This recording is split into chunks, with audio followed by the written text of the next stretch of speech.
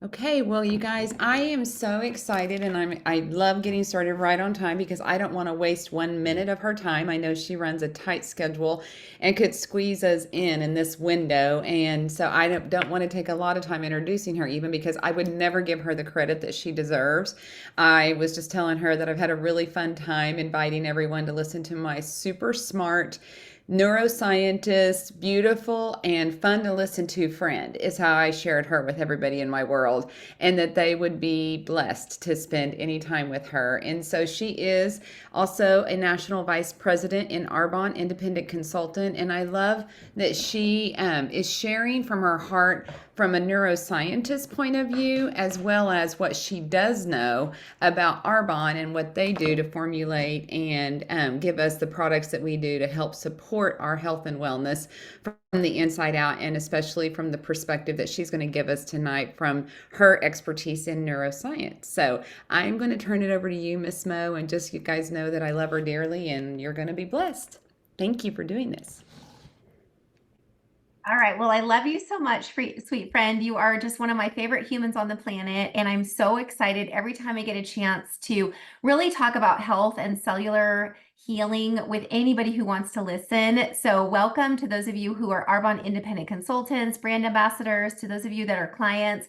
I hope that I can recruit you to be a member of the Geek Squad, the Nerd Herd, the Brainy Bunch tonight, because I literally feel like I'm like the leader of the Geek Squad is what I call it, because I love to geek out on these products. I love to share what I call the girlfriend's guide to healing. So every time I share topics about physiology or about neurology, my whole focus is to have it be something that you can feel confident that the information is accurate, but you can also retain it and have it be applicable. Sometimes you get doctor speak or you get medical speak, and the idea is just to inundate you with terms, and then you walk out leaving maybe paralyzed and not knowing what to do with information. And that is never my driver. My driver is to help you to have a deeper understanding of ways that you can help your body to heal, and then also to see what it is that Arbonne has done that you can use to partner in healing. And I'll tell you guys how I feel confident that I can share that with you, as I have been a brand ambassador and independent consultant with Arbonne for 16 years. I am a neuroscientist by training. So I went to school for what felt like a million years to study everything from the neck up. But the real honest truth about neuroscience is that absolutely nothing uh, could be less true about this neck up description, because the brain affects every region of the body and every region of the body affects the brain. And so it's always been a relationship for me in describing and trying to provide clarity to my patients that your body is like a Jenga blocks. I want you to picture that game Jenga, okay? And if you don't know what the game is, it's all these little tiny blocks, and basically you create this beautiful tower of the blocks. And at first, the block perfect order and formation.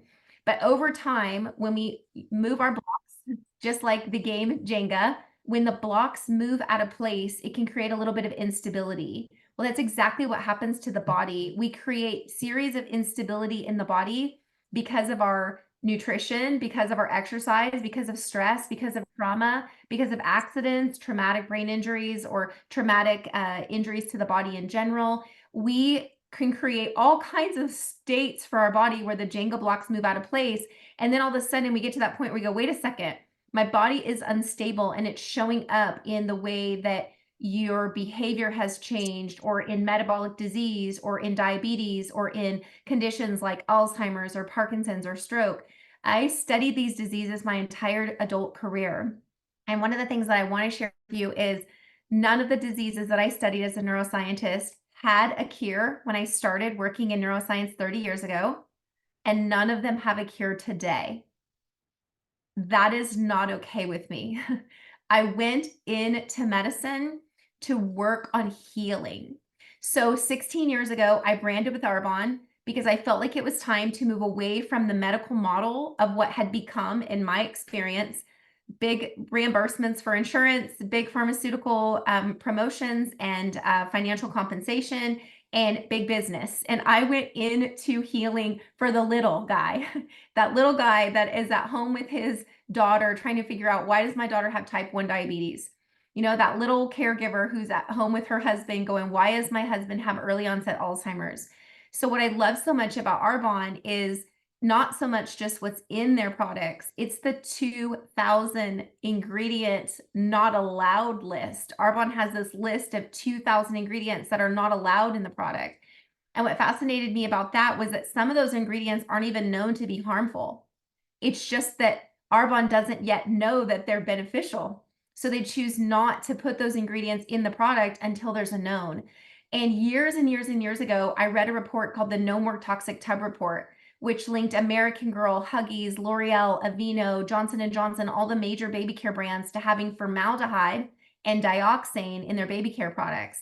Y'all, dioxane is a number 10 on the cancer causing scale, and formaldehyde is what I would use in the laboratory to fix brain tissue, like to make it hard. And I was like, wait a second, why is there hardening agent in my baby care products? Now, to be fair, the body does off-gas formaldehyde, but the biggest issue here is not that kind of formaldehyde. So I started to research phthalates and PABAs and mineral oil, which is just this cheap occlusive oil that goes on your body and it keeps the bad stuff in and the good stuff from getting out. And I realized I am a gatekeeper to my home. What comes past my threshold can make its way into my body and into my children's body. And get this, I'm a mama of 5. I have 2 sons who are my bookends, and I have 3 daughters in the middle.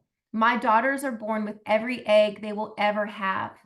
I am the gatekeeper to my grandbabies. Right now, at this very moment, what goes past that threshold of my house affects my grandbabies. So when I tell y'all that I am all in for the ingredients and I'm the president of the Geek Squad, I want you guys to know that I take this so seriously because my family's health depends on it, and so does yours. So let me now talk to you a little bit about Beyond Arbonne. Let me talk to you about one of the things that Arbonne did this year that really blew my mind. They partnered with fasting.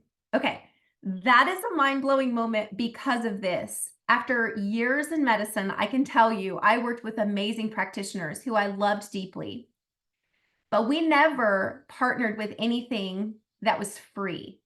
Okay, like none of the practitioners I ever worked with were ever like, you should try this, it's free.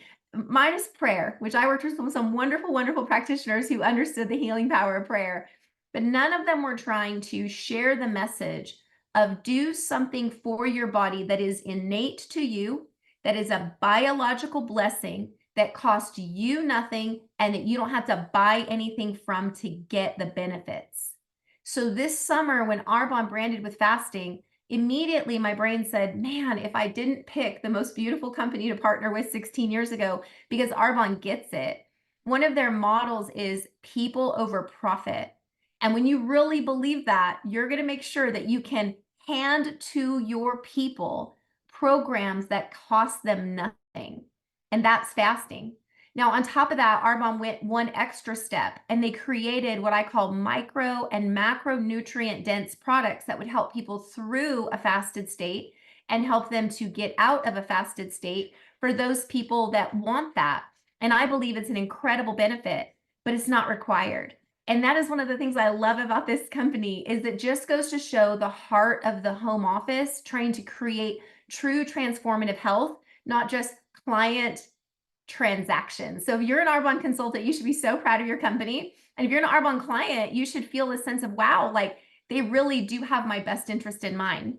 So tonight, my job, my hope, my prayer is to teach you about the fasted state and then to teach you about what it is that Arbonne did when they partnered with the fasted state to create these micro and macronutrients that would allow people to move through a fasted state and experience healing, as well as move through a fasted state with confidence, because there is a ton of misinformation about fasting out here, okay?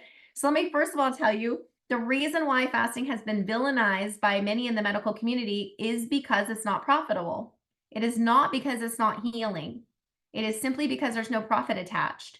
Okay. The other thing I should tell you is that I read the good book, and the good book tells me to fast and praise. And every single major religion has a fasting component. So what does that tell you? It tells you that there's a healing component to fasting, y'all. And it tells you it's been in our culture. We have 2,000 years of data. We have data sets. We have wall writings. We have cave carvings where it was taught. Fasting was taught. And so I love what this means, that your body has actually been taught to use this for millennia. I also love that The myth about fasting is that you must constantly experience the consumption of food, and if you don't eat, you will die. Well, one of the things we absolutely totally dig in science is when we get a case study, because case studies are super rare. They don't come along very often. Well, we have this friend out of Scotland who several years ago, roughly 60 years ago now, he checked himself into a hospital, very obese, nearly 400 pounds, type 2 diabetic with tons of chronic conditions. He was actually in his late 30s, and he checked himself into a hospital to actually be monitored in a fasted state. And he stayed in a fasted state, drinking only herbal tea, coffee, and water for, get this, 1 year and 17 days.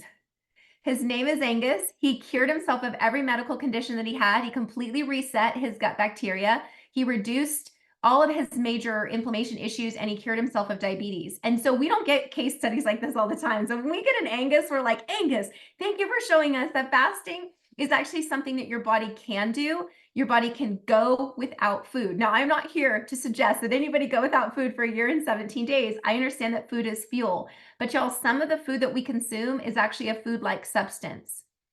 And some of it is actually a non-food-like substance. In other words, your body doesn't recognize it as food. Your body actually can't even get a heat exchange going. Your body can't get into a fat burning state because it drives the glucose up so high in your body, because the foods that we consume are literally so sugar laden and they're so toxic laden that your body can also never get a rest from digestion, and it can never reset itself or get some cleansing. So tonight, my hope is that I can dispel some of the myths about fasting, and my friend Angus is a good example. And I also hope that what I can do is do what's called a case for fasting. So really briefly, I'm going to go into 5 reasons why fasting is healing. And every time I teach or coach fasting, I don't call my clients fasters, I call them healers, because I so deeply believe in the power of fasting as a healing mechanism, and all the science backs me up. So don't worry, I brought the science tonight because I wouldn't be a good geek if I didn't. So one of the things I love so much about fasting is the relationship between fasting and promoting blood sugar. So I'm actually going to read to you this really cool study. And I try to pull recent studies if I can, although I should tell you, I have read thousands of data pieces on fasting from many, many cultures because I love to see global data.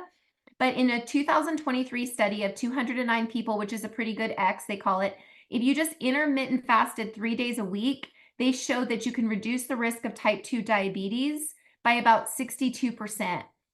That's dramatic. That's dramatic. We know that what happens with fasting is it increases insulin sensitivity. So insulin sensitivity just simply refers to the ability for your cells to respond well and efficiently to insulin. And some of the numbers suggest that about 95% of Americans are actually resistant, that we basically have this glucose battle going on in our body. What we want to do is be sensitive to insulin so our body can receive that information and use that well. I love that what this means is that fasting helps basically to keep your blood sugar steady.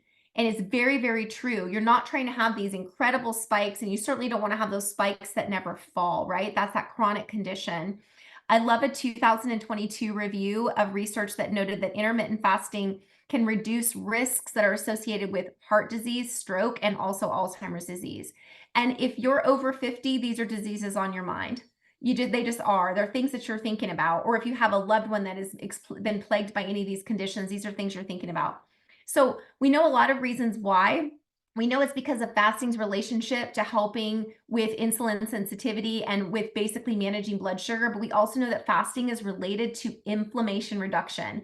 If there was a buzzword of the early 2000s, it was gluten. If there's a buzzword of today, it's inflammation. And that's because every modern condition has some type of inflammation condition attached to it. So this is what's exciting to me. I love to read meta-analyses. So there was a 2022 meta-analyses of 18 different studies. That's very significant volume of studies to actually be analyzed together. And what they found is that intermittent fasting significantly reduces a protein called the C-reactive protein, which is basically a marker for inflammation. Okay, so that's phenomenal, because that means that when you go into a fasted state, you can actually reduce inflammation. I'll tell you a little bit about why later, but here's one of the things I want you guys to know. Modern refrigeration changed the game for your body metabolically.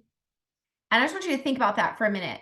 300 years ago, when modern refrigeration came about, Our ancestors had to go look for food. They had to eat food very wisely. They had to store food, and it was quite precarious because they weren't able to necessarily store food for long term. They also didn't have food accessible 24 hours a day. I think about the Taco Bell commercial, they call it fourth meal. Like basically the marketing says you need to constantly be eating, right? And there's like 24-hour gas stations that are open in grocery stores and restaurants and all these things are 24 hours. So you're getting this marketing campaign that says you have to constantly be eating. But then you also have this giant marketing campaign in your kitchen called a refrigerator. It's like, come to me, I'm right here, right? And here's the thing that happens is modern refrigeration is beautiful. It's wonderful. Like I'm all here for it. I'm so grateful for it. But let me tell you, it was not designed. We were not designed to eat like that and to have food constantly at our fingertips. We were also not designed to have pantries that actually had food in them for days because there was preservative in there that could last for years, which means that what's happened is we have now created a state in our body that says we must consume. And some of you may have had this experience a time or two where you see food and you don't want it to be wasted, so you consume it just so it's not wasted. If you were a mama with young kids, you remember eating the scraps off their plate just so it wouldn't be wasted. Well, that's not really a good metabolic decision, okay? And wasting isn't a good earthly decision. So I understand the battle. But ultimately, what I want to tell you is that your body's needs haven't changed in the last 10,000 years. Your food production has changed more in the last 50 than the previous 10,000, but your body's needs have not. So what ends up happening is you're starting to create a cycle that disrupts the circadian rhythm because we should not be eating after the sun goes down, a cycle that disrupts hormone balance, a cycle that creates inflammation. And then we have these food-like substances that are dysregulating our blood sugar, dysregulating our hormones, causing inflammation, and they're filled with toxic ingredients that are creating a host of other conditions. There's also something that happened about 20 years ago, and it was the war on fat. Is the war on fat. Anybody do the low fat, no fat craze? Y'all, your brain has to have fat. There is this beautiful little fatty lining called the myelin sheath that goes around every single neuron in your brain. And I want you to think of it like an electrical wire. It has to be insulated in order for the energy and the circuits to conduct perfectly. Well, it's the same thing with that myelin sheath. It needs to be able to be around those neurons. And of course, what did we see? We saw a massive uptick in things like dementia. We saw a massive uptick in MS, PLS, ALS, et cetera, the scleroses. So when I think about things like fasting, one of the things I remember is refrigeration is a marketing campaign and a beautiful blessing, but I do not have to open the door. I am perfectly responsible for recognizing that my body has its own ability to manage its energy source outside of food. And then that leads me to the third benefit of fasting, and that is that fasting actually boosts brain function, and we know that it aids in neuroregeneration, which 30 years ago when I first started studying the brain, we didn't think that neurons could regenerate. We thought, oh, well, once you get to a certain age, you're just losing a whole bunch of neurons. That's not true. We get to make new neurons.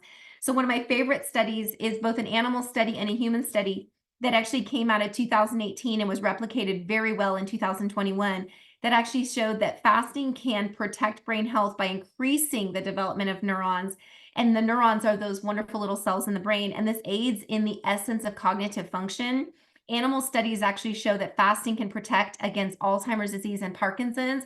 And I want you guys to know that I lead fasting classes for cancer patients because there are several protocols that actually show that if you use traditional Western chemotherapy, that if you fast for a certain period of long-term fasting prior to your chemotherapy, you can enhance the benefits of your Western medical protocol, and you can also decrease what's called the latency of return, or increase the latency of return, which means that should you have a cancer in the future, the chances that you'll get it again is pushed out further.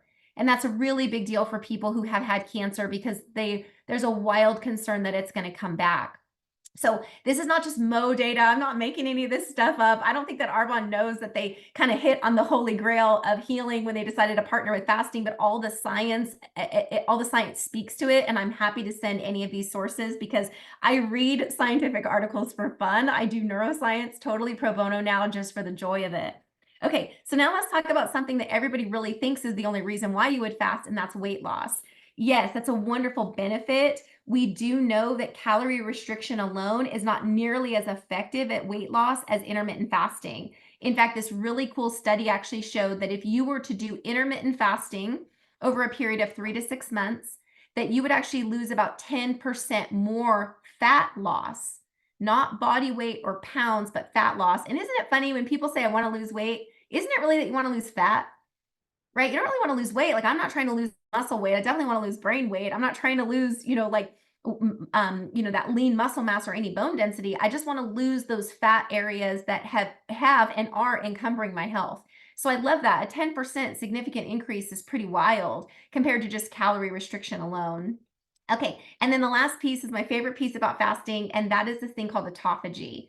So anytime you can talk in Latin, you just feel so much smarter. So one of the things I love about autophagy is basically the word is autophagy, to self-eat. So this is where I'm going to bring everything full circle. Remember that I told you that 300 years ago we had refrigeration and now food is at our fingertips.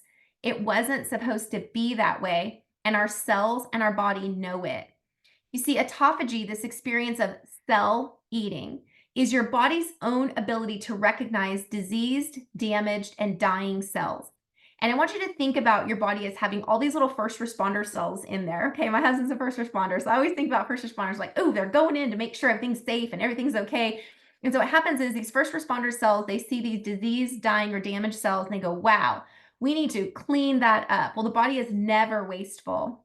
Your body is experiencing heat exchange as often as possible, so they create an energy. And we use energy, right? Your body is an energy system. It's this combustion engine. So what happens is when I go into autophagy, my body can basically self-eat those diseased, dying, and damaged cells. But because the body is so smart, it doesn't just get rid of them. It recycles the good parts of the cells. It reuses the good parts of the cells. And then it removes the diseased or damaged parts of the cells. And it actually can reuse the damaged cells as energy before it excises it as waste. The problem is we never stop eating long enough to get into autophagy. The science says that it takes anywhere from about 14, 17 hours to get into a good state of autophagy. And if you want to do autophagy for the brain, you need to be in a fasted state for about 24 to 48 hours. Y'all, can't you see what's happening? We're never giving our body time to cleanse itself. And that's why we have this massive toxic load in our body. Moreover, we are consuming foods that are not healthful. And so our body is in a constant state of triaging the food that we consume. Like, oh gosh, here it goes again. Here's another county fair meal. How am I going to manage the damage, And no offense to the county fair. It's a beautiful place to go. And I love myself a good corn dog once a year, but I'm telling you guys, you can't eat like that on the daily, right? We have to manage the damage daily. I also love that long-term fasting, we know, creates human growth hormone. We know that insulin actually starts to really have an autophagy experience right around 72 hours, but people can't fathom not eating for 7, let alone going for 72. So I want to build a sense of confidence with y'all that you can fast. I want you to know that it's worth it. And I love if you've been watching the testimonies at all right now that are happening in Congress, which of course is probably another way that I geek out. You're probably watching Casey Means, who is just an incredible advocate. She's a doctor who left the medical system in her 5th year as a Stanford medical doctor and said, enough is enough. Doctors get about 20 minutes of nutrition training throughout the course of their career 3 times.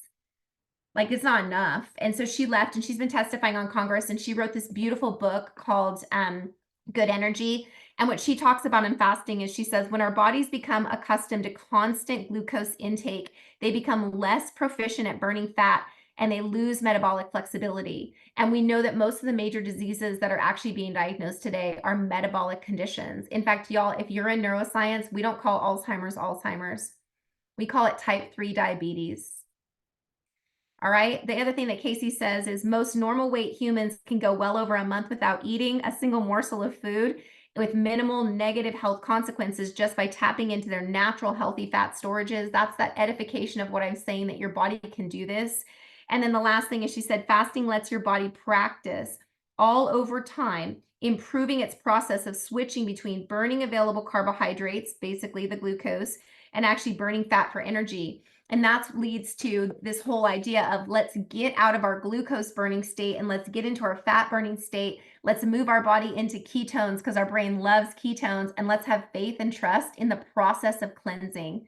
Let's also give our bellies a break. Poor digestion, poor liver, poor kidneys. They must be so tired. Like, we're supposed to let them rest. Okay, so then enter Arbonne. What did Arbonne do? Well, they partnered with intermittent fasting as a program that basically suggests that if you were to have a fasted window of 16 hours, you could go into many of these stages I was talking about. You could get into the fat burning state, moving from the glucose burning state. You can actually start to have some ketosis experience. You can actually have a little bit of gut lining healing. You can also have some digestive rest, some kidney rest, some liver rest just from that 16 hours. But they also understand the power of the eating state. So that eating window, Arbonne put together this wonderful program called the Fresh Start, which is designed to help you move into your eating window with a protein forward protein shake that also has cellular cleansing as a platform.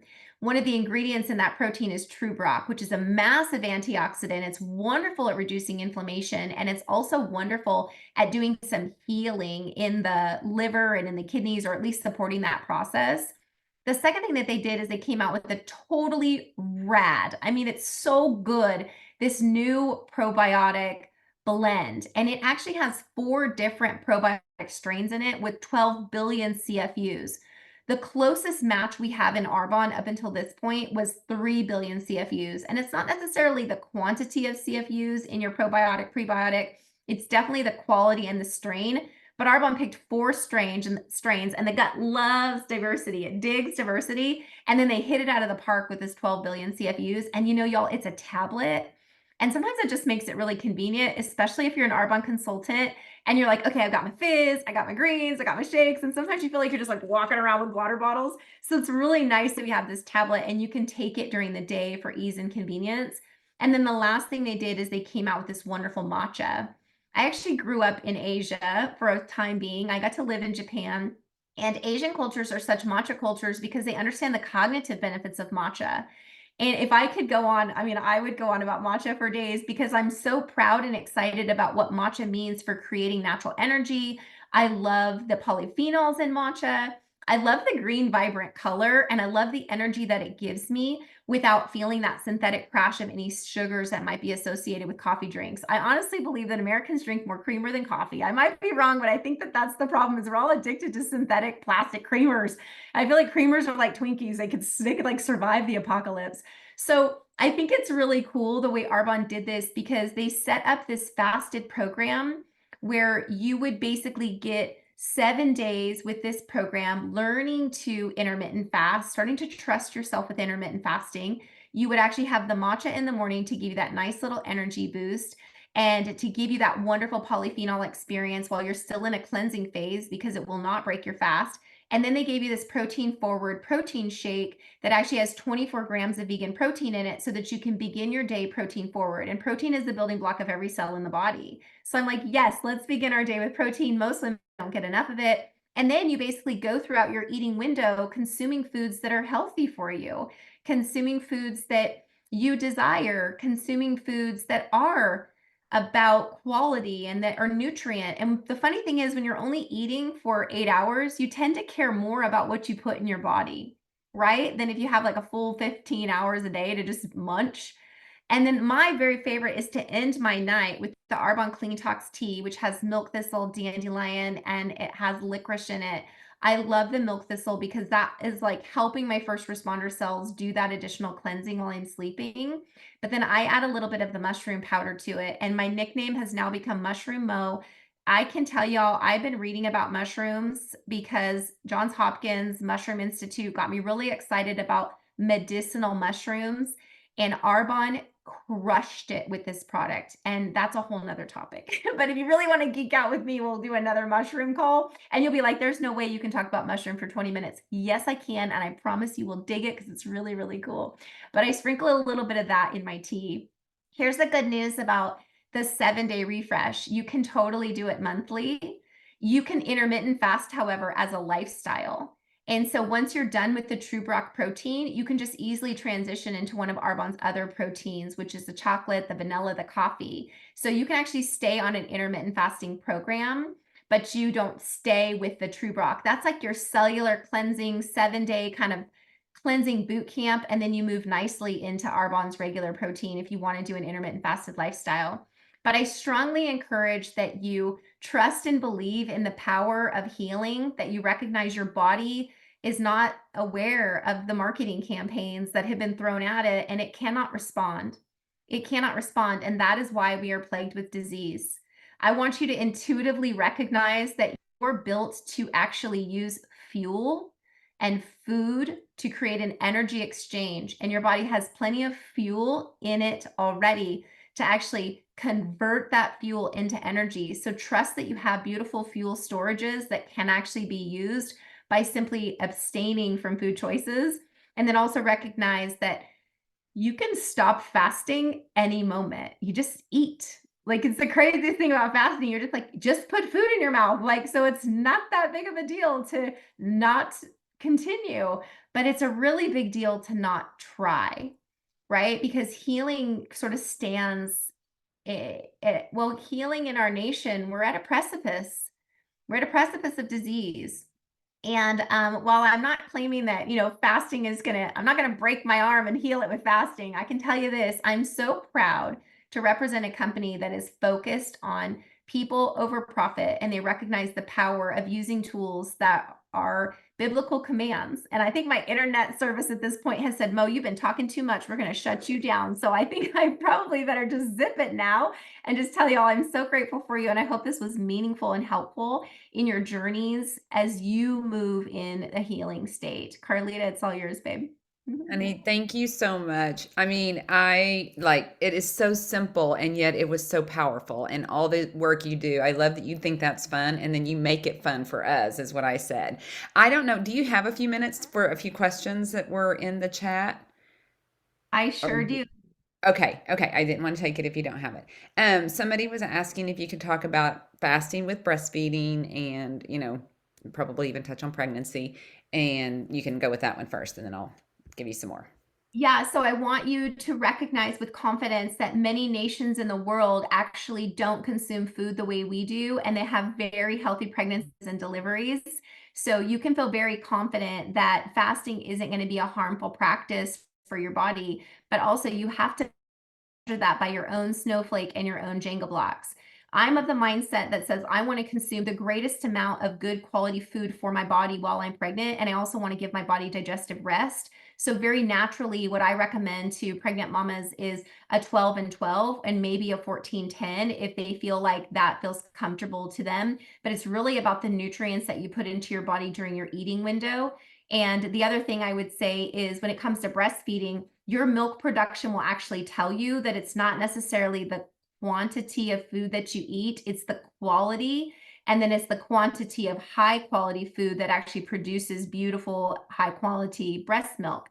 Having said that, if you are a mama who struggled with breastfeeding, there is absolutely zero judgment that will ever come out of my mouth. You are doing the best that you can. And I can tell you one of the things that I love is I love our milk thistle tea, as it has been shown many times in clinical studies, the milk thistle itself and the licorice to enhance milk production. There are other wonderful and natural ways to enhance milk production. But one of the things about babies is they're a little snowflake too. And so you'll know if you're eating something or if you're abstaining from something and that your baby needs more of. And the beautiful conversation between a suckling baby and a mother's breast milk is literally like a symphony by Mozart himself. And of course, it's better than Mozart because it's from the Lord. But I just want you to know to trust in that process and to recognize that your body can fast, but you need to pay a lot of attention to what your baby is telling you. And don't fast for weight loss if you're a mama. It is not about weight loss. This is not, your body is a vessel of remarkable things. So what's another question we have? The main one is, what do you think is okay during the fasting window that doesn't break the fast, like the mushroom powder or the detox tea, different things like that? Yeah, that's a great question. So the common story is nothing over 50 calories. So if you consume more than 50 calories, you'll leave your fasted state. But again, every one of us is a little bit different. If you are not metabolically challenged, that's not actually the case. But I like to hang on to that as a little bit of a rule because it does give people a good benchmark. So what I like to say is black coffee is about 10 calories, one matcha is 25. If I was also to have some electrolytes, which some of you take electrolytes as a pre-workout, then you'll be fine. You will not break your fast. You may decide I'm not a coffee drinker. I'm going to have the tea. I'm going to have the mushrooms. That actually comes out to 12 calories. And then you do a matcha, which is 25.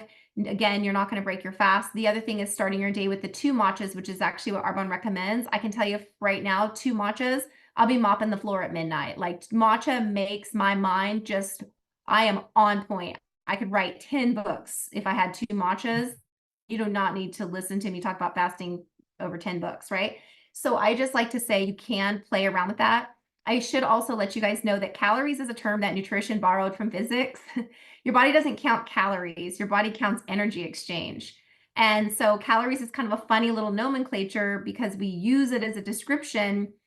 But in all honesty, if you went up to 60 calories or something like that, don't stress. You're probably still in a good fasted state and you're probably still in autophagy.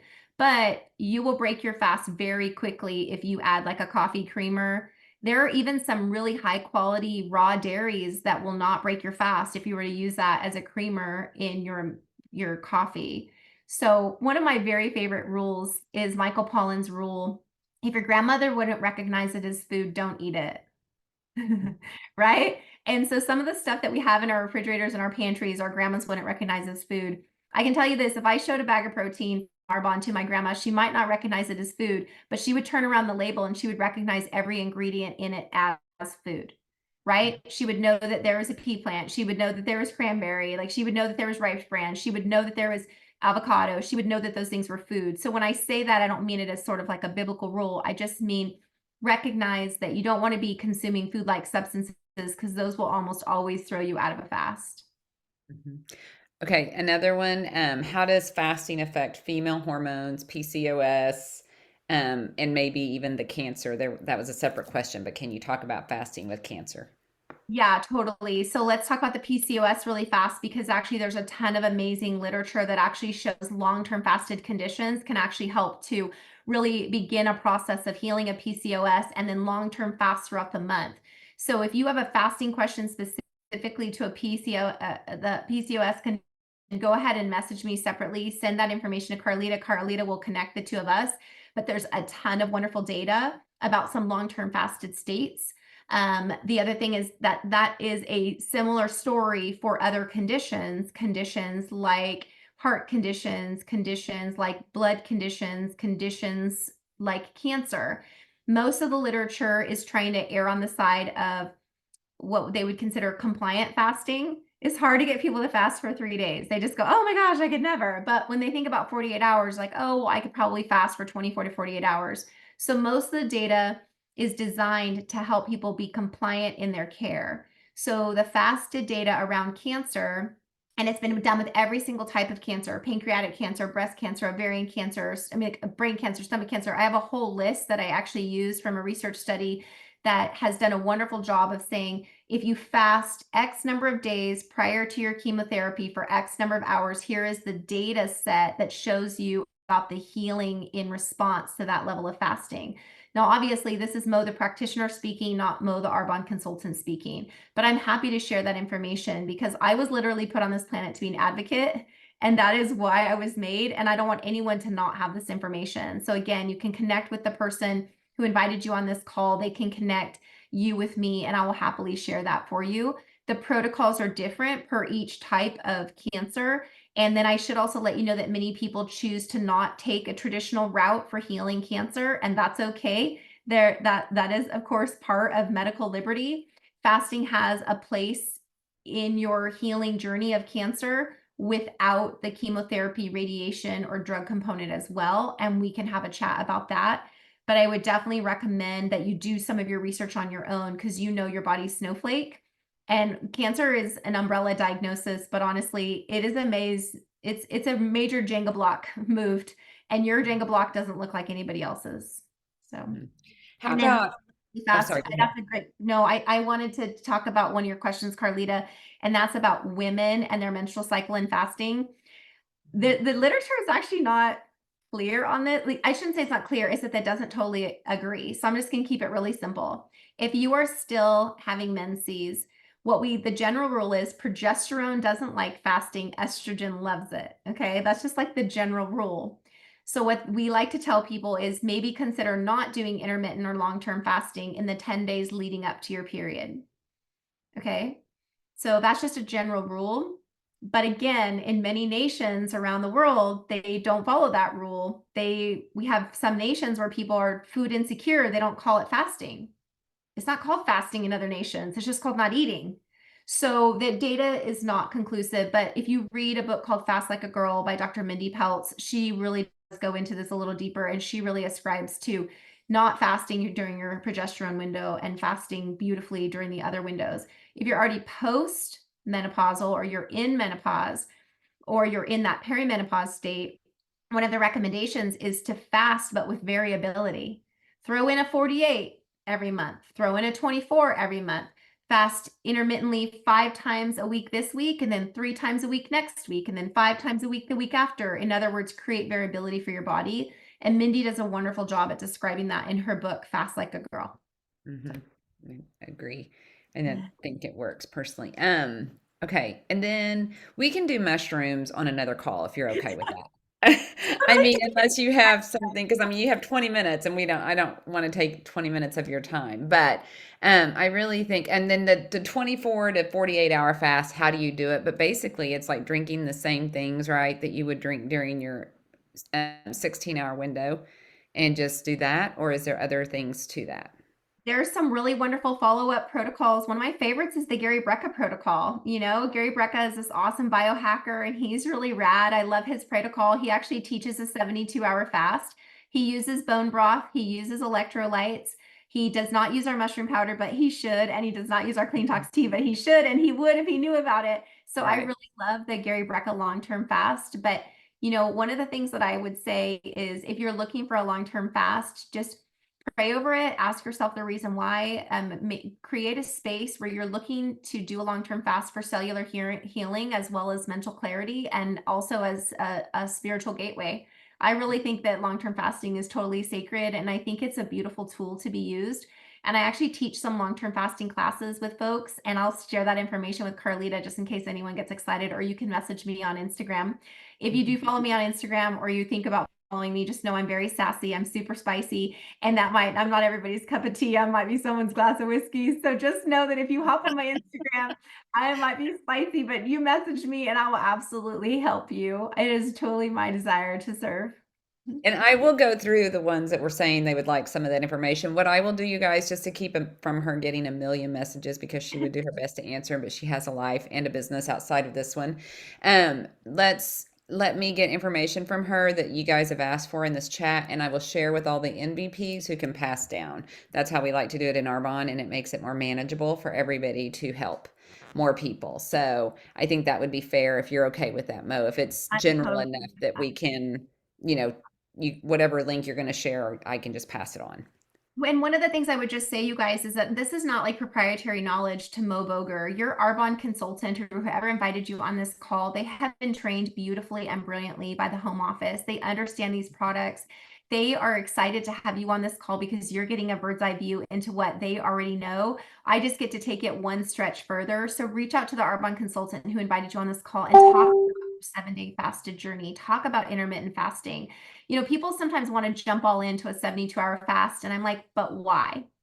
Why? Let's take a look at intermittent fasting. Let's take a look at lifestyle changes, not just quick fixes.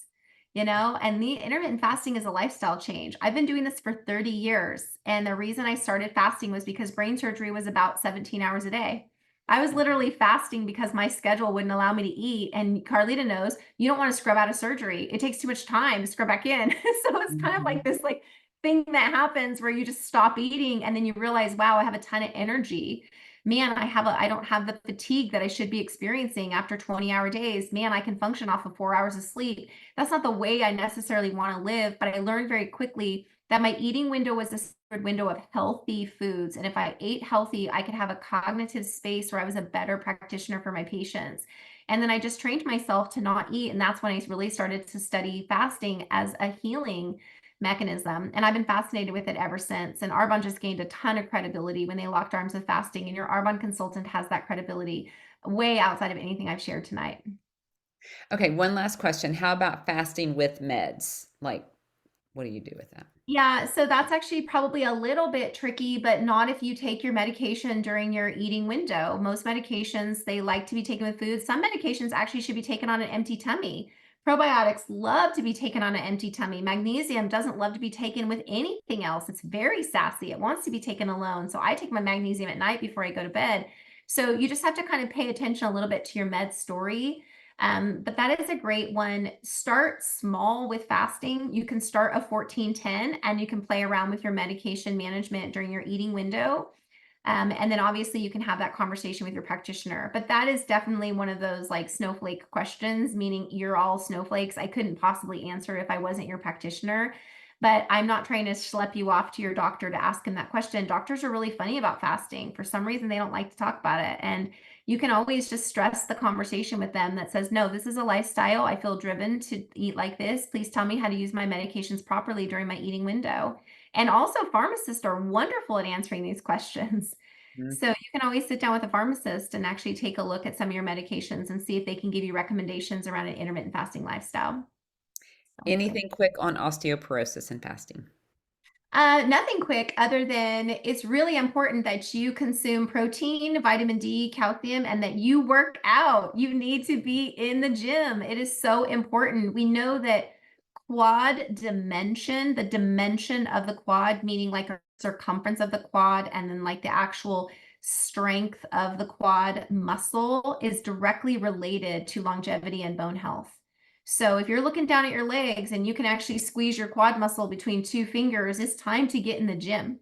I am in the gym and I still can do that. That's all right. But you're in the gym and it's going to take time, right? It's going to take time. So Yes. just commit to the Okay. time it's going to take. Thank you so much. I'm not going to take any more of your time. I know we could keep you here all night long because you're just wonderful and you would stay. But I just want to say thank you. You are a gift and just thankful that you're willing to share and are passionate about what it is that you know you are here to do. So I love you, friend, and I will get you back on the schedule for mushrooms whenever you think you have some time. Okay? Of course. All right. Love you guys so much. Thank you. Okay. Love Good night, you. Carlita. Love Bye. you, sister. Love you, babe.